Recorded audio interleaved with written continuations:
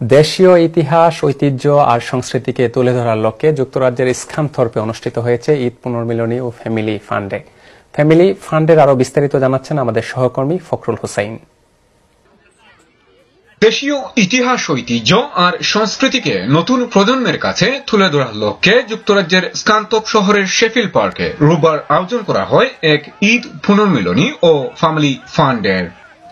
Bangladesh welfare association north লিঙ্কনশায়ারের আয়োজনে এই প্রথমবারের মতো খোলামাঠে আয়োজিত পুরো দিনব্যাপী অনুষ্ঠানে নারী, পুরুষ, শিশু, কিশোর সবার মধ্যে ছিল আনন্দের অন্যরকম এক অনুভূতি। আবহমান গ্রাম বাংলার ঐতিহ্যবাহী খেলা হাড়িভাঙা, বস্তা দৌড়, চকলেট দৌড় সহ আরো অনেক আকর্ষণীয় আয়োজনে অনুষ্ঠানকে প্রাণবন্ত করে তোলে। এখানে বিভিন্ন ধরনের খেলাধুলা আছে, বাংলাদেশের ঐতিহ্যবাহী খেলাধুলা। তার মাধ্যমে আমরা যে ইন্সপায়ার হয়েছি, আগামীতে আমরা আরো বড় আকারে আমরা এই ধরনের অনুষ্ঠান করব, এই আশাবাদ আমি ব্যক্ত করি। সবকিছু মিলে মোটামুটি আজকে আমাদের সবাই মিলন মেলায় পরিণত হয়েছে। আজকের এই মেলা, বাংলাদেশ ওয়েলফেয়ারকে আমি ধন্যবাদ জানাই আজকের এই মেলা এবং আজকের এই অনুষ্ঠানটি আয়োজন করার জন্য।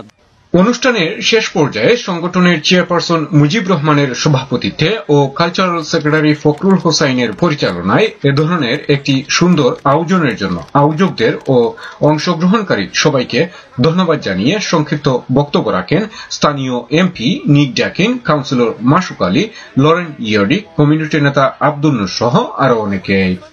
অনুষ্ঠানে আগত সব বয়সের নারী, পুরুষ এবং শিশু কিশোরদের মধ্যে বেশ উৎসাহ উদ্দীপনা ছিল লক্ষণীয়। আজকে যে স্কানথর্পে প্রথমবারের মতো শেফিল্ড পার্কে আমরা যে ঈদ পুনর্মিলনী যে আয়োজন করেছি, এখানের মধ্যে নারী, পুরুষ সবাই আমরা খুব এনজয়মেন্ট করছি। Yeah, it's a really good opportunity. It's really nice that we can bring our culture and family together. I think it's really nice for our children, and we hope to see it continuing in the near future. এই প্রবাসী বাংলাদেশিরা যুগ যুগ ধরে আছেন দেশের বাহিরে, কিন্তু ভুলে যাননি জন্মভূমির ইতিহাস, ঐতিহ্য আর সংস্কৃতিকে। বিশেষ করে তাদের আগামী প্রজন্মের কাছে গ্রাম বাংলার এইসব হারিয়ে যাওয়া ঐতিহ্যকে তুলে ধরাই হচ্ছে তাদের মূল লক্ষ্য। স্কানথর্প থেকে Fakhrul Hossain, NTV, Europe news.